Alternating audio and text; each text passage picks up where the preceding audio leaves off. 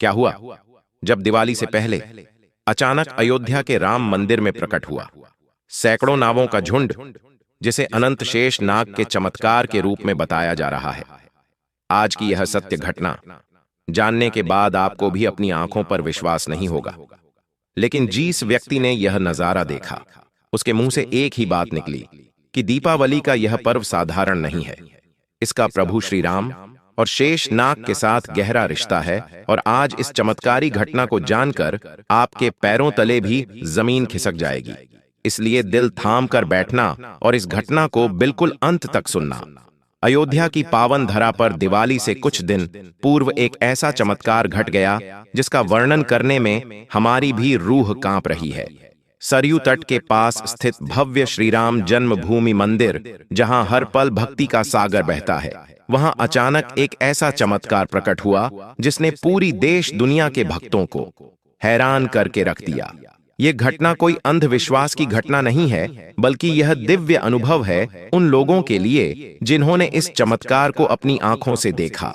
कई लोगों ने इसके खिलाफ तर्क भी उठाए, इसको विज्ञान की दृष्टि से भी देखा। लेकिन एक बात तो सत्य है, राम नाम में अनंत शक्ति है और यह चमत्कार इसी शक्ति का प्रमाण है। आगे बढ़ने से पहले तुम भी अगर सच्चे राम भक्त हो तो इस वीडियो को लाइक करके कमेंट बॉक्स में सच्चे मन से जय श्री राम जरूर लिखना। अयोध्या का वो दिन सामान्य दिनों से और था। दीपावली हम इसलिए मनाते हैं क्योंकि इस दिन प्रभु श्री राम वनवास खत्म करके, रावण का अंत करके कुछ श्री पुनः अयोध्या लौटे थे। और जो अयोध्या साक्षात प्रभु राम की जन्मभूमि है, वह दीपावली के त्योहार का अलग ही उत्साह रहता है। दीपोत्सव की तैयारियां उस दिन चरम पर थी। पूरा अयोध्या नगर दीपक, फूलों और भगवा ध्वजों से सजा हुआ था। ऐसा लग रहा था मानो इस साल साक्षात प्रभु श्री राम आने वाले हैं। मंदिर के मुख्य शिखर पर सुनहरी आभा फैल रही थी, मानो जैसे साक्षात सूर्य अपने प्रकाश से रामलला के दरबार को अलंकृत कर रहा हो। इसी बीच मंदिर के अंदर कुछ पुजारी प्रभु श्री राम के गर्भगृह में फूलों की साज सजावट कर रहे थे और सरयू नदी के तट पर हजारों भक्त हजारों दीपकों से श्रृंगार करते हुए श्री राम जय जय राम भजन गा रहे थे और भक्ति के रस में लीन थे। लेकिन इसी बीच कुछ ऐसा चमत्कार हो गया जिसके किसी ने सपने में भी कल्पना नहीं की थी। इस चमत्कार को जिसने भी देखा उसके होश उड़ गए। लेकिन एक बात तो तय थी, ये कोई साधारण चमत्कार नहीं था। दिवाली के पहले उस दिन कुछ ऐसा हुआ जिसने सबको हिलाकर रख दिया। उस दिन जब मंदिर के गर्भगृह में पुजारी फूलों से साज सजावट कर रहे थे, तब अचानक उन्हें गर्भगृह के निकट हलचल महसूस हुई। मंदिर परिसर के अंदर ऐसा लग रहा था मानो अचानक भूमि कांप रही हो, जैसे गर्भगृह में कोई दिव्य ऊर्जा उठ रही हो। भक्ति के रस में डूबे पुजारियों को, भक्तों को इस बात का अंदाजा नहीं था कि प्रभु श्री राम बहुत बड़ी लीला रचने वाले थे। उस समय पूरे अयोध्या शहर में जमकर आतिशबाजी हो रही थी, क्योंकि देश दुनिया में केवल दीपावली के दिन पटाखे फोड़े जाते हैं। अयोध्या में तो एक माह पूर्व ही दीपावली की शुरुआत हो जाती है। उस समय उस हलचल को भक्तों ने, पुजारियों ने आतिशबाजी का रूप समझा और उसे नजरअंदाज कर दिया। लेकिन वह हलचल कोई सामान्य हलचल नहीं थी। कुछ ही देर बाद राम मंदिर के दक्षिण द्वार के पास अचानक से तेज हवा के साथ धूल उड़ने लगी और सबकी आंखें वहीं पर टिक गईं। और फिर कुछ ऐसा हुआ जिसकी किसी ने कल्पना भी नहीं की थी। अचानक से दक्षिण द्वार से होते हुए गर्भगृह में कई सारे सांप आने लगे। धीरे धीरे एक नहीं बल्कि सैकड़ों नाग भव्य और तेजस्वी रूप में प्रकट होने लगे। कुछ काले, कुछ सफेद, कुछ नीली आभा वाले। उनका रूप भयानक नहीं बल्कि दिव्य था और वे फन उठाकर भगवान के गर्भगृह में खड़े हो गए। ऐसा लग रहा था मानो उनके अंदर कोई विष नहीं था, केवल वरदान देने की शक्ति थी। लोग इतने सारे नागों को देखकर भी घबराए नहीं, चिल्लाए नहीं, भागे नहीं, क्योंकि सब लोग समझ चुके थे ये प्रभु श्री राम का कोई चमत्कार है। क्योंकि इस जगह पर आसपास आज से पहले इतने सारे नागों को नहीं देखा गया। जरूर ये कोई बड़ा चमत्कार है। उस समय सब लोग मौन हो गए, जैसे किसी अदृश्य शक्ति ने सभी को मनमोहित कर दिया हो। वहां उपस्थित हर व्यक्ति को ऐसा ही लगा जिसे समय थम गया हो और वे इस चमत्कारिक पल के साक्षी बन चुके थे। उस समय मंदिर के अंदर जो पुजारी मौजूद थे, उनके मुंह से केवल एक ही बात निकली, ये नाग नहीं है बल्कि ये अनंतों के दूत हैं। अनंत अर्थात शेषनाग, और इन नागों के आगमन को साक्षात शेषनाग के आगमन का प्रतीक माना जा रहा था। अचानक मंदिर के अंदर जो घंटियां लगी हुई थीं, वो जोर जोर से बजने लगी।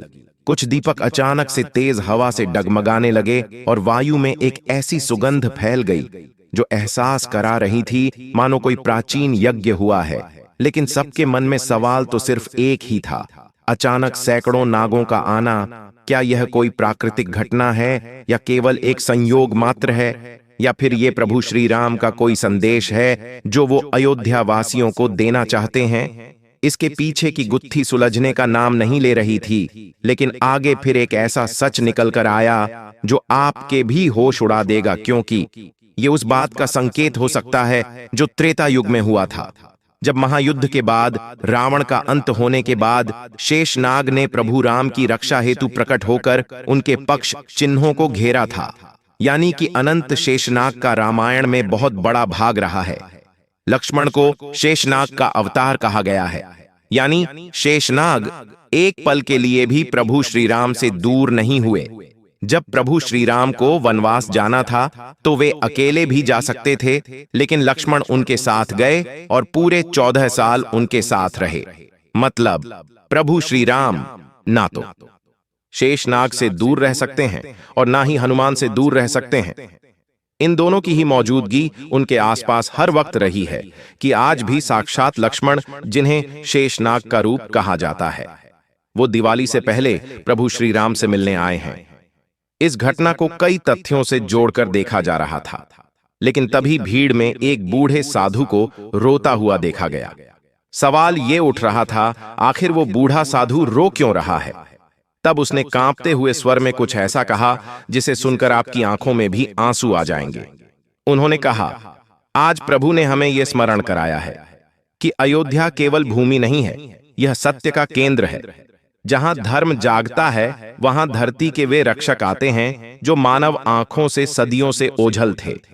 यहां इन सैकड़ों नागों के झुंड ने प्रकट होकर हमें यह बताया है कि प्रभु आज भी यहीं पर विद्यमान हैं। लेकिन यह चमत्कार यहां पर समाप्त नहीं हुआ। आगे एक ऐसी घटना हुई जिसे सुनकर आपके भी होश उड़ जाएंगे और आप भी इस चमत्कार के सामने नतमस्तक हो जाएंगे।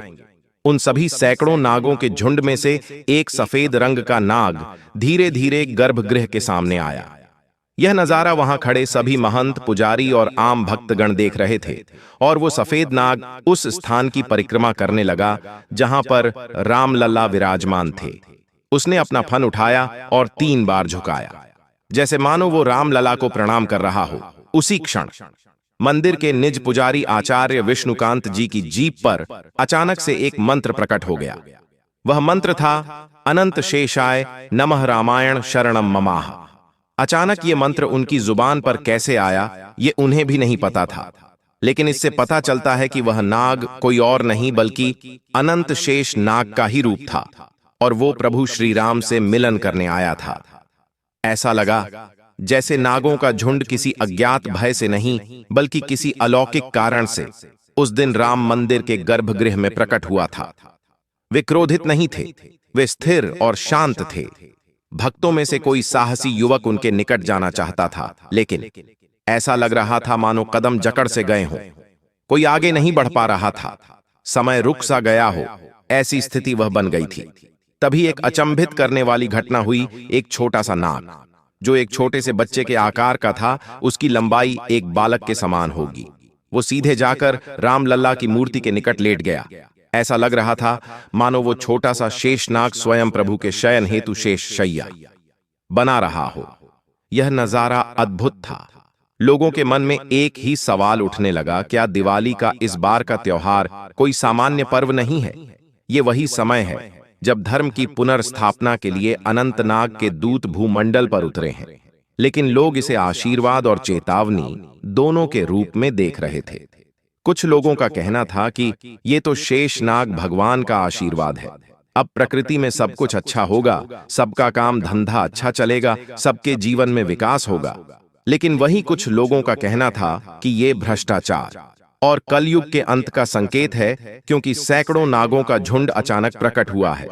कई काले नाग हमें ये इशारा दे रहे हैं कि अब भ्रष्टाचार का दौर खत्म होगा और नए युग की स्थापना होगी। इसी बीच मंदिर प्रशासन ने नागों को हटाने की अनुमति किसी को भी नहीं दी, क्योंकि पुजारियों का कहना था जहां शेषनाग हो वह मानव का हस्तक्षेप वर्जित है। यह कोई वन्य जीव नहीं है, ये तो प्रमुख की चेतना है, उनकी इच्छा है। वो उनकी मर्जी से आए हैं और उनकी ही मर्जी से जाएंगे। तभी अचानक वहां पर एक इतिहासकार मौजूद थे जिन्होंने कुछ ऐसा कहा जिसे सुनकर सबकी बोलती बंद हो गई। उनका कहना था, वाल्मीकि रामायण के उत्तराखंड में एक कथा जानने को मिलती है। जब प्रभु श्री राम अयोध्या लौटे थे, तब शेषनाग ने संकल्प लिया था कि जब भी धर्म संकट में होगा वो फिर से प्रकट होंगे। क्या ये वही समय है? क्या धर्म संकट में आ चुका है? क्या भ्रष्टाचार चरम पर पहुंच चुका है? क्या ये दुनिया खतरे में है? क्या शेषनाग ने हमें इशारा दिया है? यह घटना काफी गहरी होती जा रही थी। इसका मतलब यही निकलने वाला था कि आने वाले दिनों में कई चमत्कार हो सकते हैं और आने वाले दिनों में हमें देश दुनिया में कई बड़े बदलाव भी देखने को मिल सकते हैं। लोग सैकड़ों नावों के झुंड का प्रकट होना तरह तरह के विचारों से लगा रहे कुछ थे, लेकिन सबके मन में सवाल सिर्फ एक ही था कि इतना बड़ा चमत्कार दिवाली से पहले क्यों हुआ? घंटों बाद देखा गया कि जीस दक्षिण द्वार से सैकड़ों नागों का झुंड प्रकट हुआ था। उसी दक्षिण द्वार से होते हुए वे पुनः बाहर चले गए और वहां खड़े हुए भक्तों को महसूस हुआ कि समय फिर से चलने लगा है। अचानक से वह थोड़ी बहुत भगदड़ मच गई, क्योंकि इतने समय से तो कोई अपना पैर एक जगह से दूसरी जगह पर भी नहीं ले जा पा रहा था। ऐसा लग रहा था पेड़ जकड़ गए हों, लेकिन सब लोग इस चमत्कार को महसूस कर पा रहे थे। अनंत सच में ये एक बहुत बड़ा चमत्कार था, लेकिन जब उन शेष नागों को बाहर जाकर देखने का प्रयास किया गया तो वे सब अंतर्ध्यान हो गए, मानो वो केवल राम लल्ला से मिलने आए हों और इस दुनिया को एक संकेत देने आए हों। उस समय किसी के मन में यह नहीं आया कि वो इस पूरे घटना की मोबाइल में रिकॉर्डिंग कर ले। जिसने भी यह चमत्कार देखा वो उस पल का साक्षी बनकर रह गया। लेकिन इस दुनिया में सब कुछ बेवजह नहीं होता।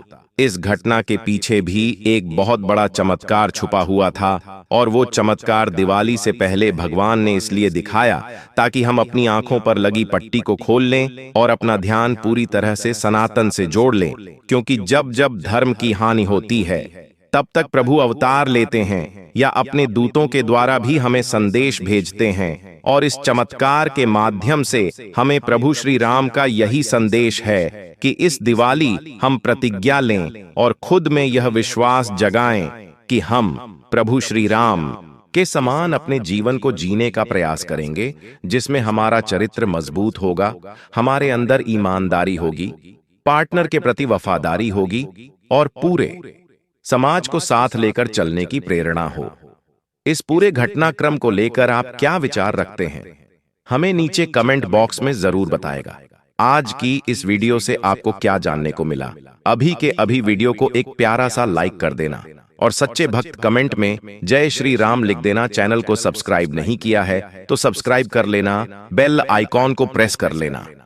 तुम्हें ऐसी चमत्कारी घटनाएं रोजाना देखने को मिलती रहेंगी।